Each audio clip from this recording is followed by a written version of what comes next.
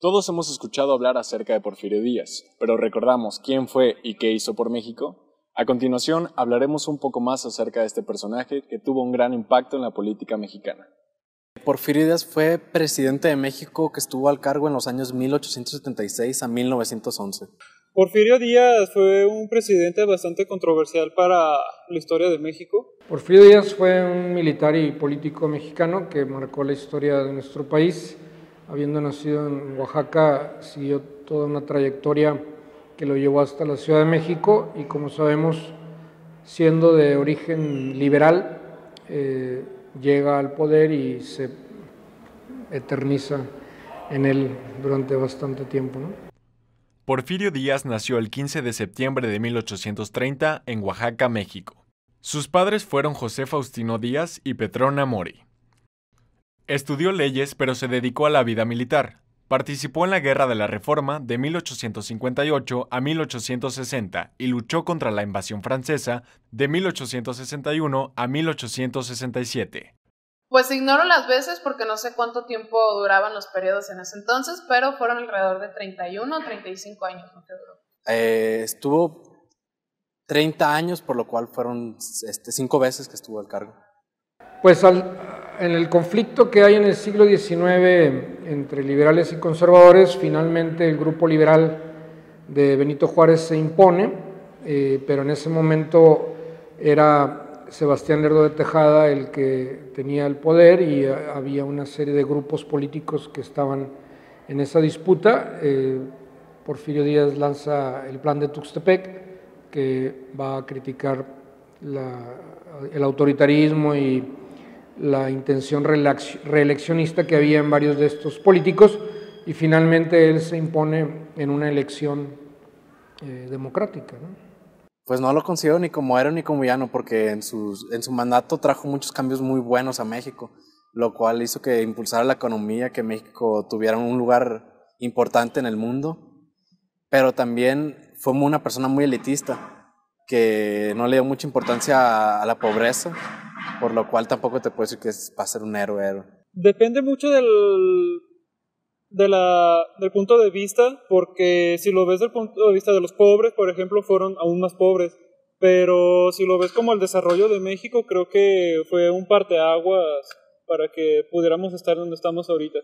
En base a lo que duró, a lo que sabía y a lo que trajo, pues se le puede considerar hasta cierto punto igual y un héroe, pero pues mucha gente lo considera como un villano porque era la época en la que había muchos esclavos, la gente no era dueña de sus tierras. El hecho es que Porfirio Díaz, como otros grandes políticos de nuestra historia, tiene las dos facetas, ¿no? Me parece que se hace una lectura muy sesgada cuando nada más se le ve como villano o como héroe, ¿no?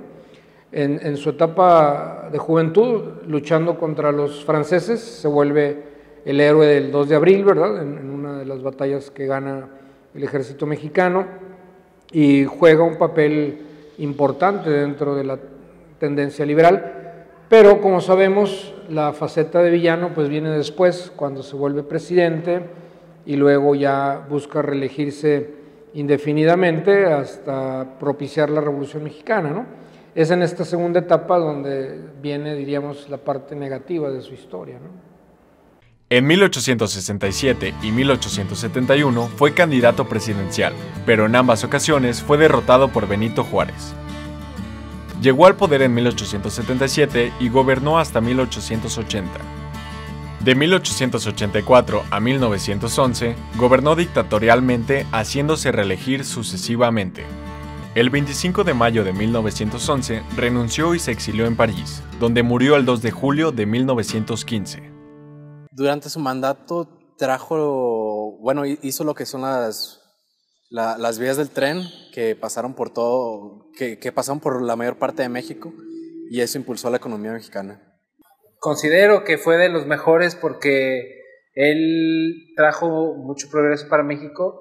Básicamente implementó todas las líneas de comunicación que todavía existen en este país y trajo el ferrocarril al mismo nivel que lo tenía Francia, que era la nación potencia en ese entonces.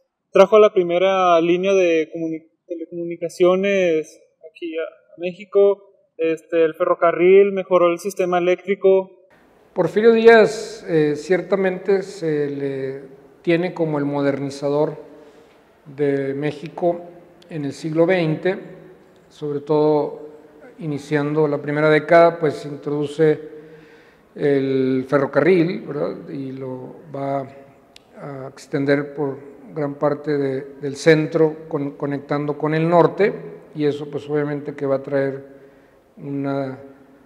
un mayor dinamismo en la economía, una conexión con la economía norteamericana, y en general pues el apoyo que se le va a dar a la industria va a ser fundamental. Esto va a estar dentro de una lógica, de una filosofía que, habiendo surgido en Francia, traen para acá el Justo Sierra como parte de sus políticos de educación, y que va a ser el espíritu del progreso, este espíritu que va a influir en casi toda América Latina con el positivismo francés, que considera que la ciencia y la tecnología son la herramienta, la palanca de cambio social, de transformación. Para muchas personas, Porfirio Díaz pudo ser un héroe o un villano, pero lo cierto es que favoreció de gran manera a México gracias a sus aportaciones como el ferrocarril, la primera línea telefónica y el gran progreso que hubo en la electricidad durante su gobierno.